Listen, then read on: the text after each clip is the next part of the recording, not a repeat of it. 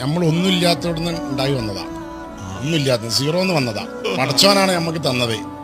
അപ്പൊ any time പടച്ചോൻ വിചാരിച്ചാൽ തിരിച്ചെടുക്കാനും പറ്റും.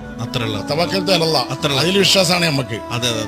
ഈ പണം എന്ന് പറഞ്ഞിട്ടാണെങ്കിൽ നമ്മളൊരു ഒരു ആവശ്യത്തിന് ഉപയോഗിക്കുമ്പോഴാണ് അത് പണത്തിന്റെ വാല്യൂ ആവുന്നുള്ളൂ, അല്ലെങ്കിൽ അതൊരു കടലാസിന്റെ വാല്യൂ ഉള്ളൂ. നമ്മുടെ മേശയിൽ അത് അടക്കി വെച്ചാല് അതിനൊരു വാല്യൂ ഇല്ല. അല്ലേ? അതൊരു കടലാസിന്റെ വാല്യൂ ഉള്ളൂ. നേരെ മറിച്ച് നമ്മളത് എടുത്ത് യൂസ് ചെയ്യുമ്പോഴേ ആണ് അതിന്റെ വാല്യൂ വരുന്നത്. ഒരു വ്യക്തിയെ മനസ്സിലാക്കണമെങ്കിൽ ഒന്നെങ്കിൽ അവനോട് സാമ്പത്തികമായിട്ട് ഇടപെടണം, അല്ലെങ്കിൽ അവനോട് കുറച്ച് യാത്ര പോകണം.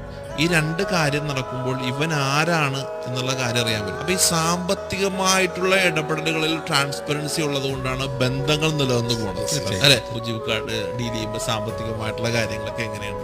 സാമ്പത്തികം പറഞ്ഞാല് ശരിക്കും നമ്മള് ശരിക്കും ശ്രദ്ധിക്കുന്ന